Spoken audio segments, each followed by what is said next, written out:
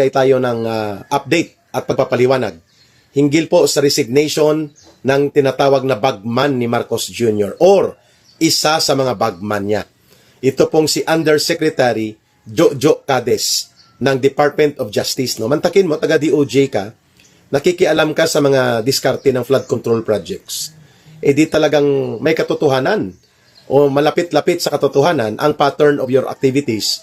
Why in the hell is an Undersecretary of the Department of Justice involved in the anomalous, questionable, and very scandalous issues involving flood control projects na mga ghost? Taga-Department of Justice ka, flood control ang inaasikaso mo. Parang kagaya din ditong tinatawag na BFF daw ito ni Budget Secretary dati, ni Marcos na si Pangandaman, ni Amina Pangandaman, itong si Undersecretary Olaybar, na bata-bata ni DepEd Secretary, dating senador, bit-bit niya na ito, ni Sani Angara, si Yusek Olaybar. Hindi ko alam kung anong ibig sabihin ng BFF ni Amina Pangandaman, itong si Yusek Olaybar, taga-DepEd ka, ikaw ang facilitator ng flood control projects and iba pang proyekto na hinihingi ni Lolo Lucas Bersamin at nila Pangandaman as if you are involved sa mga anomaliyang ito, kaya nag-resign din po ito ang bata-bata ni Sani Angara na bit-bit nila ito mula sa Senado, binit-bit niya bilang Undersecretary sa Department of Education, no? And I think the only qualification nito ni Olaybar dahil marunong maging bagman. Wow. So ganun din ba ang qualification ni Undersecretary Jojo Cades? Binanggit ito mismo ni Saldico, si Jojo Cades, samantalang si Yusek Olaybar, binanggit po ito at pinangalanan ni Yusek or Undersecretary Bernardo na mga sindikato na nanghihingi, naglalakad na mga proyekto, no, kay Lolo Lucas Bersamin ang itinuro ni Yusek Bernardo na ang tagalakad itong grupo nila Sani Angara sa DepEd 2.5 or 2.8 billion pesos na mga proyekto. At ang SOP niyan is 15% sa minimum or 20%.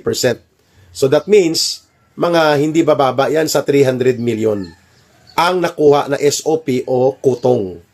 Kung pag-uusapan natin ang ibinulgar ni Yusek Bernardo kay Yusek Olaybar. Kay Jojo Cades, specific po ang pagkatukoy sa kanya. Mismo ni Ginoong Saldico na itong si Yusek Jojo Cades ng DOJ ang nagbigay ng brown envelope o nagkuha ng utos ni Marcos na mga proyektong gustong ipa-insert ni Marcos.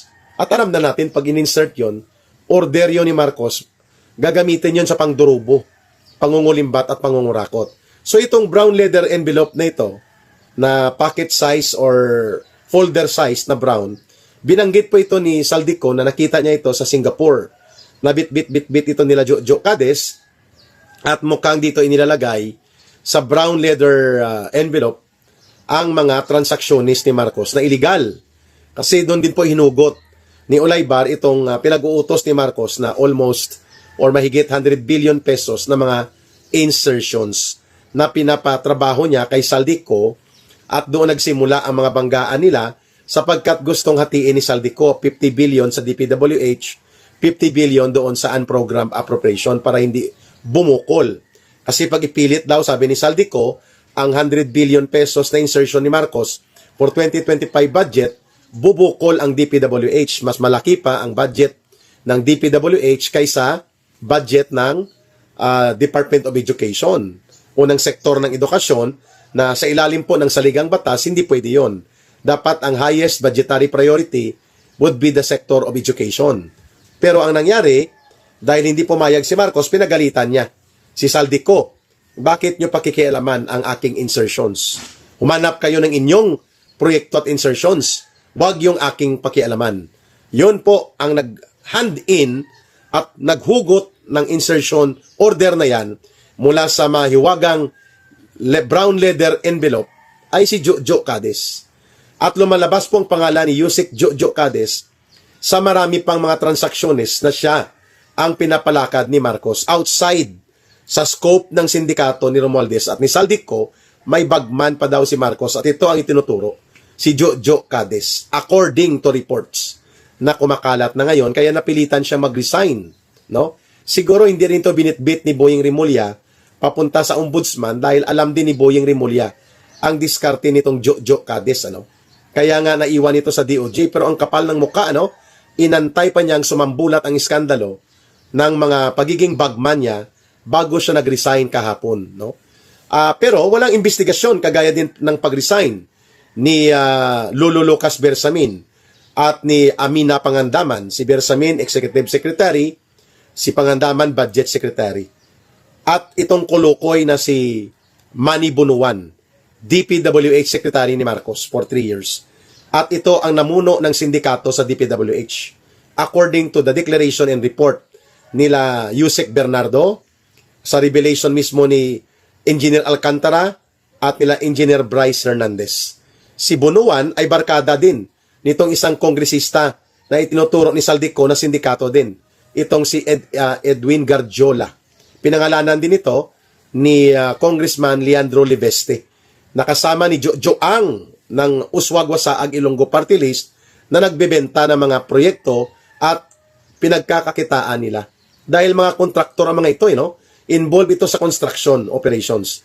Itong si Garjola ay napabalita po na mayroong isang mansyon na pinagmamay-arian, isa pa lang ang nabuking, worth 600 million pesos.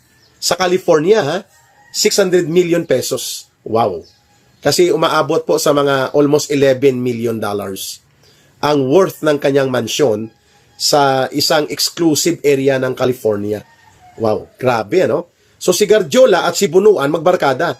Si Bunuan may anak din na involved sa construction. At ito din si Jojo Cades, may mga kontraktor ding mga involvement siya. Bakit hindi ito sila pinag-iimbestigahan? Hindi kinakasuhan ni Boyeng Rimulya, no? Napangalanan na na-reveal na nga ang kanilang mga pangalan. Ulitin ko, si Yusek Olaybar, dyan sa DepEd nag-resign. Bata-bata ni Sani Angara ito na DepEd Secretary, bit-bit niya ito. At lumalabas na bagman operator nila ito. Si Yusek Olaybar at BFF ni Amina Pangandaman na dating DBM Secretary ni Marcos. Ang isa pa na hindi kinakasuhan at walang investigasyon o case build-up, si Lolo Lucas Bersamin na isinasangkot ni Yusek Bernardo kasama si Yusek Olaybar. At ang pinakamalala, itong itinuturo na bagman ni Marcos. Sa operations niya, sa mga insertions at iba pang pangungulekta, lumalabas po itong pangalang Yusek Jojo Cades. So, bakit walang case build-up? Sige nga, sagutin mo ito, Ombudsman Boyeng Rimulya. If you are true to your mandate, and if you try to reinvent yourself, na matino at maayos ka, at patas, at ikaw ay para sa katotohanan, at para sa iyong tungkulin sa mamamayan, i-case build up mo nga ito, at i-pursue ang mga kaso, laban kay Yusek Jojo Cades, Yusek Olaybar, former Executive Secretary nila Marcos na si Bersamin, si DBM Secretary Amina Pangandaman, at itong si Kulukoy Bunuan na naging DPWH Secretary ni Bongbong Marcos Jr. Ito po ang mga galamay kung sa pugita o sa octopus, ito ang mga tentacles direkta ni Marcos. Ang pinakamalalim na tentacle nila, itong si Saldico. Kasi yan ay nasa inner sanctum. Pag sinabing inner sanctum, nasa pinaka-inner circle po ni Marcos yan. Ito sila Cades, sila Pangandaman, sila Bunuan, at itong sila Olaybar. Sila po ay mga tentacles ni Marcos. Pero ang paano katayin ang budget at ilusot ang pangungurakot, si Saldico at si Martin Romualdez, ang mga alipores. Kaya, uulitin po natin in behalf sa sentimiento at panawagan ng taong bayan. I-case build up mo at seryosang ipurso ang kasong kriminal at iba pa na dapat mapanagot at habulin at bawian ng kayamanan itong mga itinuturo na involved sa tentacles ni Marcos.